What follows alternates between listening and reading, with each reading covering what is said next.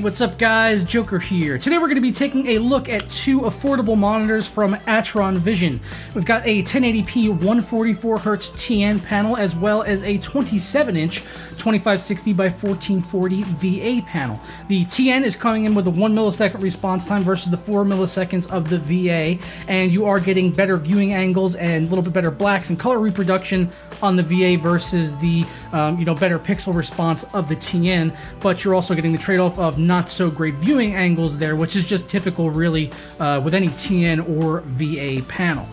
The 1080p version does come out of the box at 144 Hz and it runs very smooth at that refresh rate. I didn't have any problems with that playing games. It was buttery smooth. It really reminded me of playing on my Asus VG248QE if I had anything to compare it with at all, and this comes in at about $70 cheaper than that particular monitor, so it really is a pretty damn good panel, and since it's cheaper than the Asus one, it's actually a pretty easy recommend. The buttons for customizing, the options in the back were really oddly placed on this particular panel, but thankfully it did come with a remote, so I was able to use that to customize and get around on the menus, and you're going to definitely be using this if you want to get in there and tinker around in the menus, which do allow for some decent customization. The menus on both of these monitors are identical, and the remote actually will work on both of them. I believe there's even a slightly more expensive version of the 1440p monitor that does come with the remote, so I could use this on either one of these if I want to, and it's pretty convenient to get around in there. They have this option where you can put on like a crosshair on the screen if you wanted to use that. But besides that, I really couldn't see myself messing around too much. You can go ahead and change the inputs on there if you like. The 1080p 144Hz panel was lacking DisplayPort, which I thought was kind of odd to leave that out. And it also didn't come with an HDMI cable. It did come with a DVI, which you're going to have to use if you want to get that 1080 144Hz support. Switching gears over to the 1440p panel, that did also come with a DVI cable, no DisplayPort cable, but at least it does have the DisplayPort input on the back, which I would advise most people to probably use if they're trying to do 1440p gaming and overclocking the monitor. They advertise that this monitor could potentially overclock up to 120 Hz, and you should definitely take that under advisement that it's up to 120 Hz.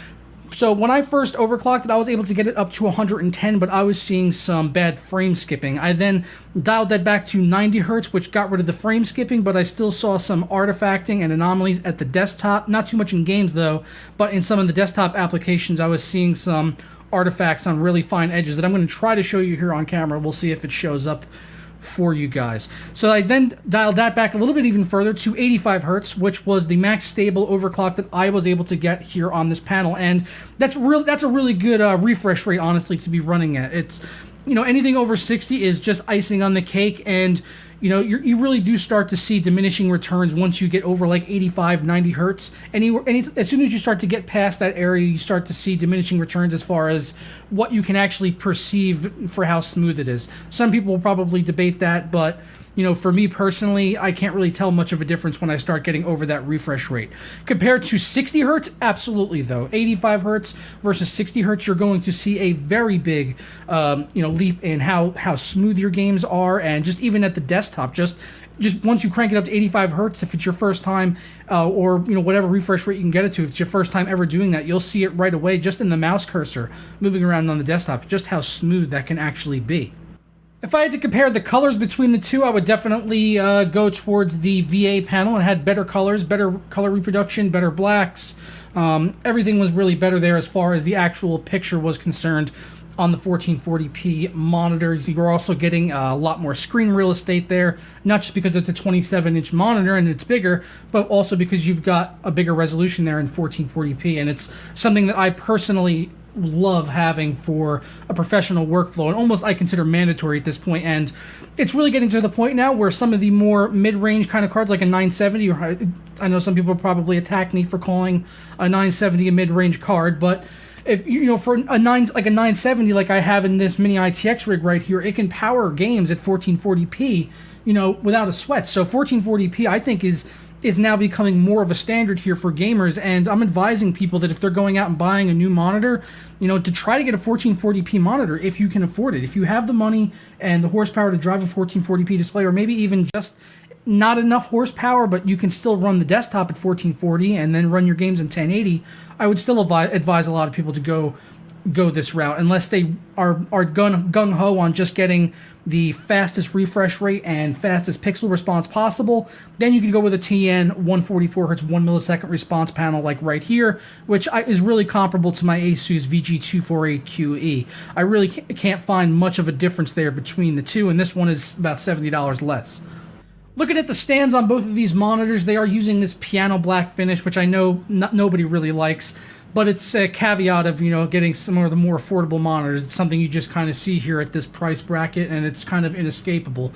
One thing that's a massive question mark in the back of my mind is the printing of the specs on the top right corner of the 1440p panel. Rather than putting it on a removable transparent sticker like every other monitor in history, they've actually printed it right on the screen, so it's just there all the time. So just in case you're curious, 2 years down the road after owning this monitor, if it's LED backlit or has 178 degree support, or if it's QHD resolution and what kind of energy efficiency it has, don't you worry, because it's printed right there on the bezel in perpetuity. And it's no surprise that it is, actually, because it looks like they've really sourced these panels from South Korea, from Kunix, which have been notorious for making really great panels. So they've chosen a good manufacturer to source these from, and you could see everything that I'm talking about right here with the panels and the bezels. If you go look at these side by side, I'll link to these all down below.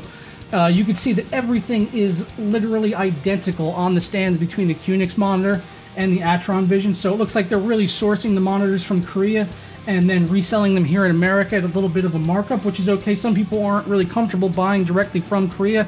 Personally, I don't have a problem with that. So if you wanted to shop and go directly to South Korea, you could save a little bit of money. I don't get any kickback if you guys use that, by the way. I just wanted to share all the information with you.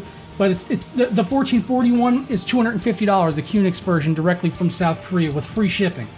The Atron Vision version is $320 from Amazon, so you can get it on Amazon if you want. And that it's not even. It does have free shipping though. Free shipping, but it's not Prime, but it does have free shipping. So, and that's coming from Atron Vision. So, but you could get these directly from Kunix if you wanted to, or from resellers on eBay from Kunix if you wanted to for a little bit cheaper. And these ones, like this, the 1441 overclocks as well, so you shouldn't have to worry about that. It's pretty much, it seems like the exact same monitors, just rebranded Atron Vision. So, but they're still good monitors. But if you want to go on Amazon and get them on there, if you don't want to go through eBay, you don't feel comfortable doing that, then that's up to you. And if I had to pick either one of these monitors, I think it's pretty obvious. It's the 1441. It would be the 1440 monitor. It overclocks 85 hertz, which is great. And if you can get this for around like that $300 price point, or the $250 on the Kunix version, it's a really good panel. I've got no complaints as far as it's concerned. The colors look great. I didn't have any like severe backlight bleeding or anything like that. The white uniformity and everything across the panel was great. Pretty easy as well to get around navigating on the 1440p version, because it had the buttons right at the front compared to the 1081, which had all the buttons in the back, and I had to use the remote really to get around on the menus. So that's really the direction I would be steering you guys if you had to pick one. Would be the Atron Vision 1440 or the Kunix 1440, which seems virtually identical to me at this point. So I'm going to go ahead and get out of here, guys. All of the links are going to be down in the description below if you want to check those out, and I will catch you next time. Ciao.